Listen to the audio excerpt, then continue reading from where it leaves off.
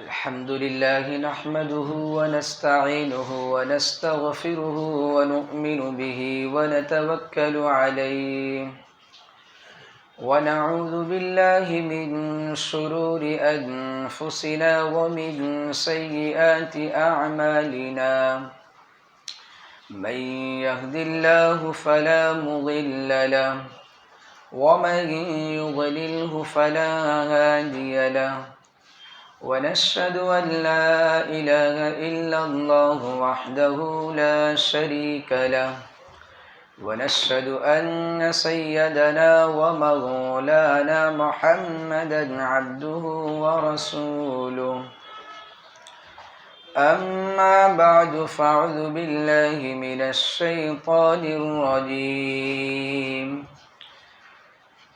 بسم الله الرحمن الرحيم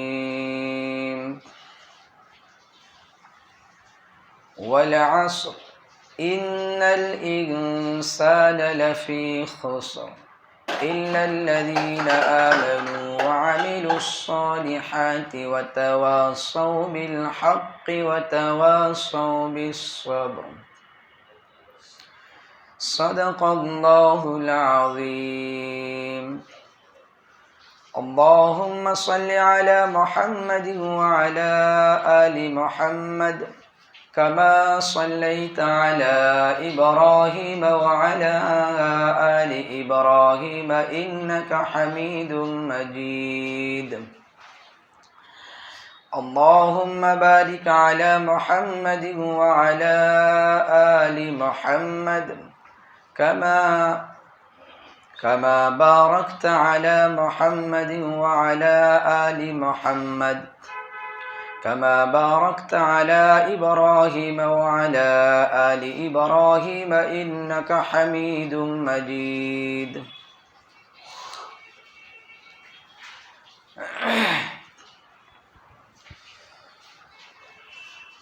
بزرگ اور دوستوں،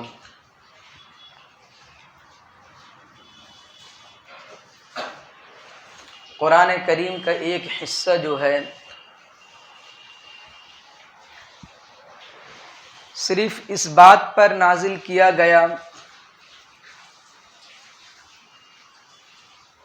کہ کس طریقے سے خدا کے بندے خدا کی شناخت کر لے، اس کی پہچان کر لیں، یعنی اس کو یہ معلوم ہو جائے کہ جس پروردگار عالم نے اس دنیا کے اندر ہم کو بسایا ہے وہ کس مقصد سے بسایا ہے اور آخر وہ ہم سے کیا چاہتا ہے۔ کیا یہ جو ہمیں زندگی دی گئی ہے اس کے بعد اس زندگی کے متعلق سوال و جواب ہوگا یا نہیں، یا دوبارہ ہم مرنے کے بعد اٹھائے جائیں گے یا نہیں۔ قرآن کریم میں اس کی بڑی تاکید آئی اور کہیں تو بشارت کے ساتھ ابھارا گیا اور کہیں تو وعید بیان کر کے ابھارا گیا۔ جہاں بشارت کے ساتھ ابھارا گیا تاکہ مومن بندے قرآن کریم پر عمل کر کے اپنے آپ کو جنت کا مستحق بنا لیں اور خدا کو راضی کر لیں، اور وعید یعنی عذاب سے ڈرا کر مرنے کے بعد کے احوال کو ذکر کر کے تاکہ بندے ان اعمال سے بچ جائے جو اس کے لیے نفع نہیں ہے یا جو اس کے لیے مرنے کے بعد خسارہ اور نقصان کا سبب بن سکتا ہے۔ اور ان اعمال کے لیے کوئی وقت مقرر نہیں کہ آپ پروردگار عالم کو راضی کرو گے تو فلاں وقت میں عمل کرو کہ فلاں وقت کی عمل سے خدا راضی ہو جائے گا، یا پھر کہ فلاں دن کی تعین کر دی گئی ہو۔ نہیں، ایسا نہیں، بلکہ جہاں تک شریعت میں عبادت کا تعلق ہے تو کچھ عبادت تو خاص ہے اور اکثر عبادت عام ہے. اور دوسری بات یہ ہے کہ جن عبادت کو خاص کیا گیا ہے، مثلا نماز کے وقت، 5 وقت نماز کے فرض نماز کے لیے وقت کو مقرر کر دیا گیا، یا حج کے لیے وقت مقرر کر دیا گیا، زکوٰۃ کے لیے وقت کو مقرر کر دیا گیا سال گزرنے کے بعد، تو انہی عبادت میں سے ایک عبادت کا وقت رمضان کا ہے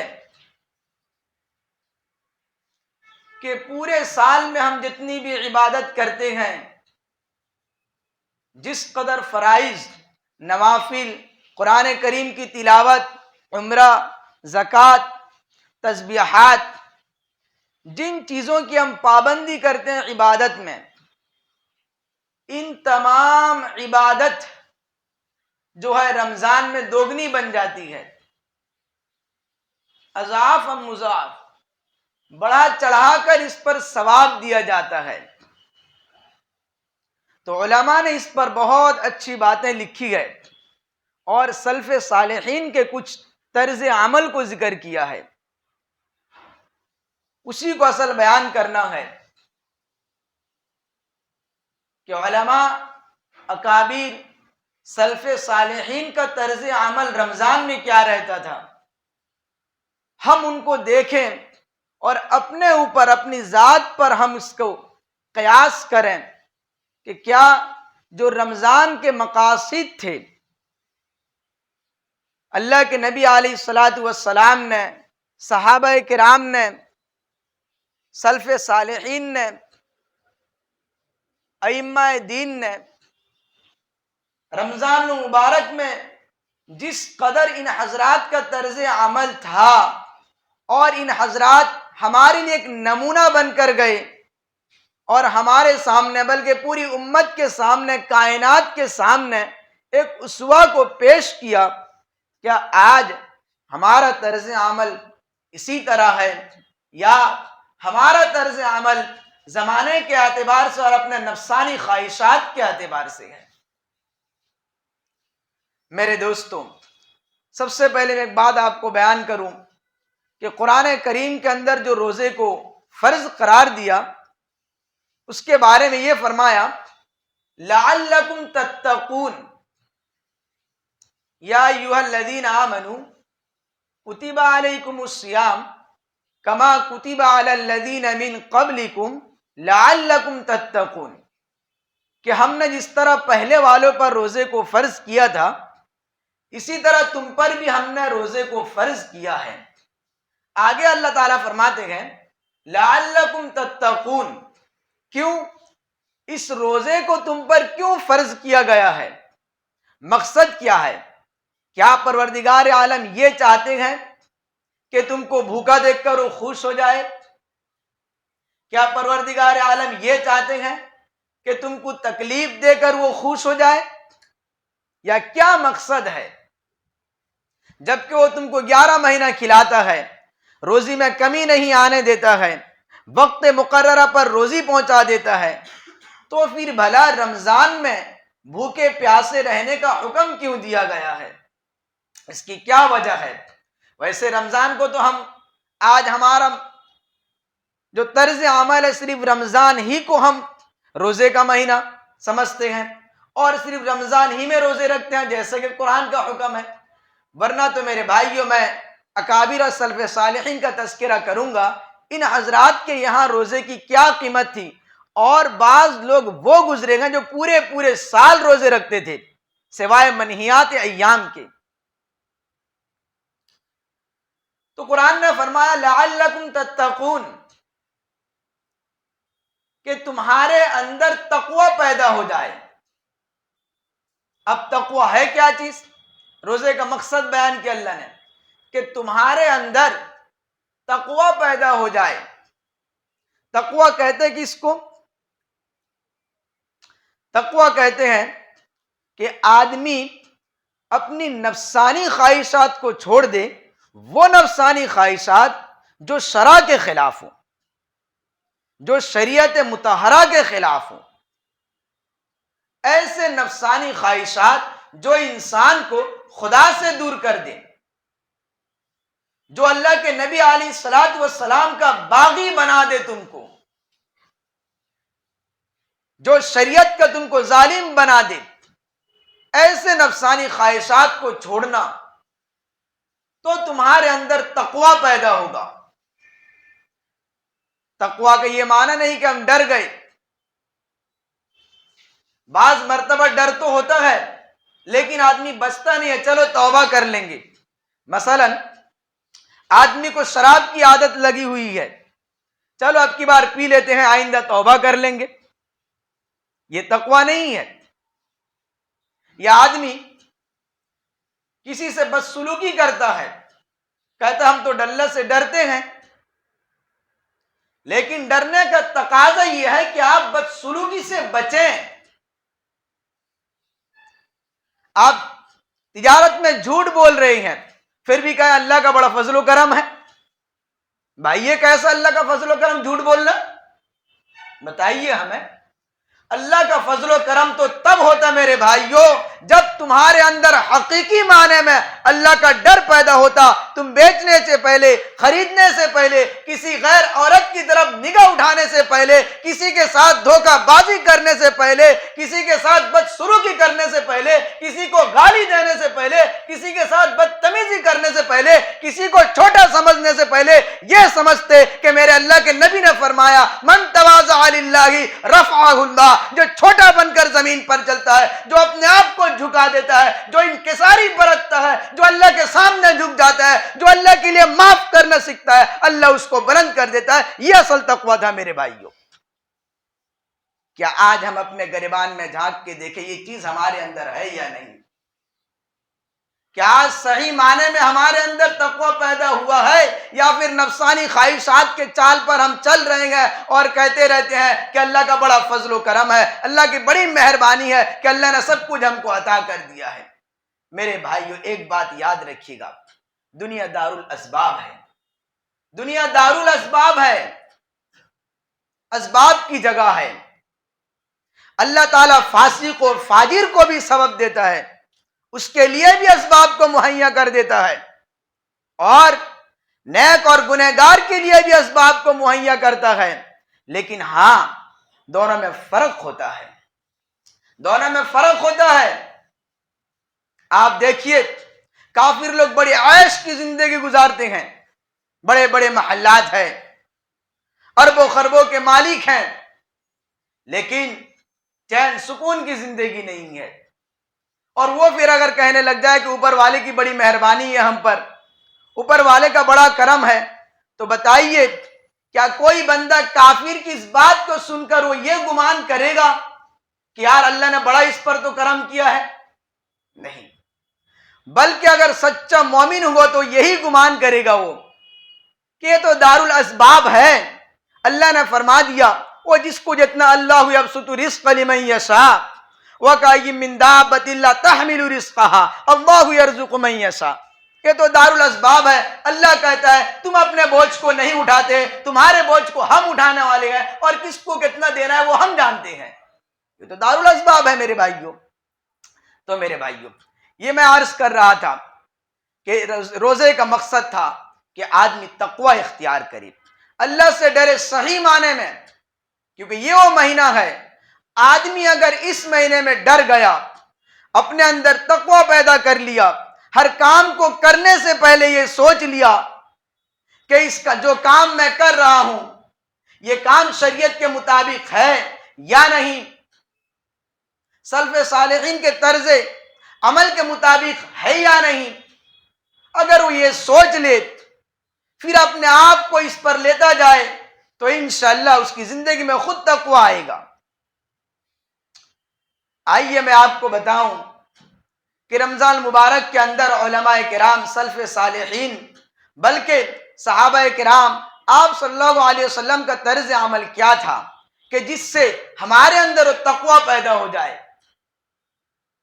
کیونکہ قرآن نے بیان کیا، جو میں نے آیت کریمہ پڑھی تھی، والعصر ان الانسان لفی خسر الا الذین آمنوا وعملوا الصالحات، حالانکہ رمضان کے مہینے سے کوئی تعلق نہیں اس آیت کریمہ کی. اصل بتلانا یہ ہے، قرآن نے آپ کو کیا بتلایا؟ الا الذین آمنوا وعملوا الصالحات، کہ سارے انسان خسارے میں ہے مگر وہ جو ایمان لائے، ایمان کے بعد نیک صالح عمل کرے.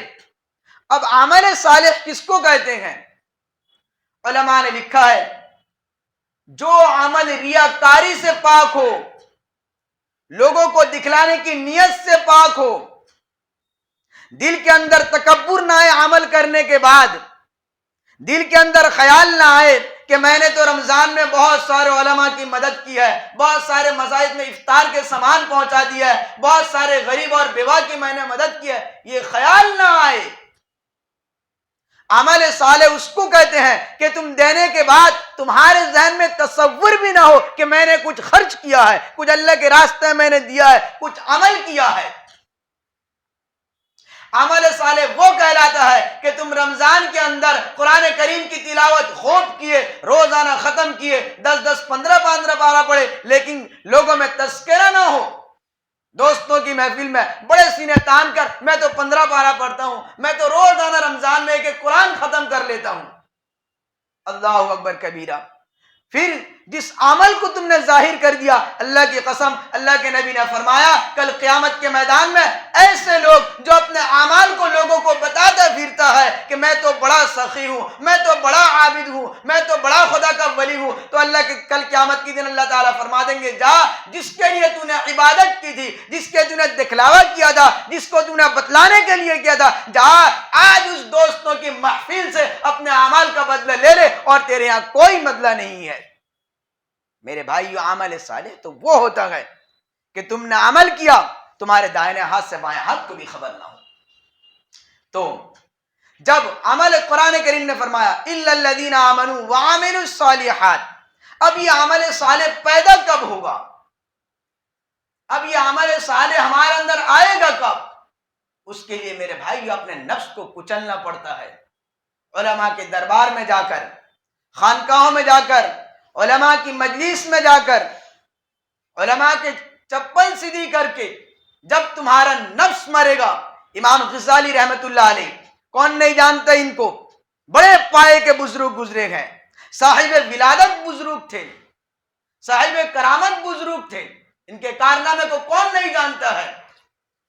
12 سال تک پڑھایا حضرت نے بغداد کے مدرسے، 12 سال تک حضرت نے پڑھا، بڑی بڑی کتابیں، اور اس وقت بغداد میں سب سے بڑے عالم شمار کیے جاتے تھے، سب سے بڑے عالم، حدیث کے باب میں، فقہ کے باب میں، ہر فن کے اندر. اور پورے بغداد میں، پورے عرب ممالک میں ایک شہرت چھا گئی تھی امام غزالی رحمت اللہ علیہ کی. تو ایک روز غائب ہو گئے، مدرسہ چھوڑ کر کہیں چلے گئے. برسوں کے بعد پھر مدرسہ لوٹے. جب خبر ملی طلبہ کو، تو طلبہ کا ہجوم، بھیڑ جم گئے، بھیڑ لگ گئی. پوچھا حضرت کیا بات، برسوں بعد کہاں چلے گئے تھے؟ آپ کے درس سے ہم محروم رہے، آپ تو فقیہ تھے، محدث تھے، آخر آپ ہمیں چھوڑ کر کیوں چلے گئے؟ تو فرمایا بھائی، حالانکہ اتنا بڑا امام، جبکہ ان کے بارے میں کہا جاتا ہے بچپن سے وہ صاحب ولادت تھے، بچپن سے صاحب کرامت بزرگ تھے. وہ بچپن کا ان کا واقعہ ہے. مسجد میں نماز پڑھنے کے لیے پہنچے، درمیائی نماز توڑ کر آ گئے. لوگوں نے شکایت کی، ان کے بھائی امام تھے، تم امامتی کرتے ہو اور تمہارا چھوٹا بھائی تمہارے پیچھے نماز نہیں پڑھتا ہے. تو بھائی نے آ کر والدہ سے شکایت کی کہ امی جان، لوگوں نے آج اس طرح کی شکایت کی کہ میرا چھوٹا بھائی میرے پیچھے نماز نہیں پڑھتا ہے. تو والدہ نے فرمایا، بلایا، سزا دی. جب سزا کاٹ چکے تو اس کے بعد امام غزالی نے پوچھا، امی تم نے یہ تو نہیں پوچھا کہ میں نماز توڑ کر کیوں آیا تھا؟ فرمایا صحیح بات. تو فرمایا فرماؤ کیوں تم نماز توڑ کر آئے؟ تو امام غزالی رحمت اللہ علیہ فرمانے لگا، امی جس وقت میرا بھائی سجدے میں گیا تو میں نے اس کے دل کی طرف روحانی بصیرت سے جھانکا تو مجھے پتا چلا کہ وہ طلاق کے مسئلے میں غور و فکر کر رہا تھا۔ بتائیے امام غزالی ابھی چھوٹے تھے، کیسے صاحب کرامت بزرگ بھائی کے دل کی خبر کو روحانی بصیرت سے جان رہے ہیں، اور کہہ رہا امی بھائی سے پوچھا اگر میں جھوٹ بولتا ہوں تو بھائی نے کہا صحیح بات بالکل، جب میں سجدے میں گیا تو طلاق کے مسئلے پہ غور کرنے لگ گیا تھا۔ تو فرمایا امی بتاؤ، جس بھائی کا دھیان نماز کے بجائے اللہ کے بجائے کسی مسئلے کی طرف چل جائے، بھلا میری نماز اس کے پیچھے کیسے ہو؟ اب اندازہ لگاؤ ہماری نماز کا کیا عالم ہے۔ ہماری تو ایک رکعت چھوڑیے، نیت باندھتے ہمارے خیالات بالکل کیا پھیل جاتے ہیں، اور وہاں تو یہ عالم تھا، بھائی نے غور کیا کہ دوسرے بھائی نماز چھوڑ کر بھاگے۔ تو میرے بھائی یہ صاحب کرامت بزرگ تھے امام غزالی رحمت اللہ علیہ۔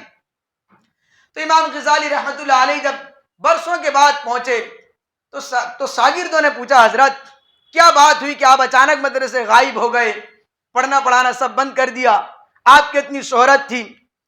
تو فرمایا بھائی یہ شہرت تو دنیاوی تھی، لوگ مجھے محدث کہتے تھے میں بڑا خوش ہوتا تھا، لوگ مجھے فقیہ کہتے تھے میں بڑا خوش ہوتا تھا، تو میں نے اپنے دل میں جھانک کر دیکھا، آیا آج جس کے خاطر میں خوش ہو رہا ہوں کہ لوگ مجھے محدث فقیہ کہہ رہے ہیں، مجھے بڑی خوشی ہو رہی ہے، آیا کل قیامت کے میدان میں یہ خوشی میرے لیے کارگر ثابت ہوگی یا ہلاکت کا ذریعہ بنے گی؟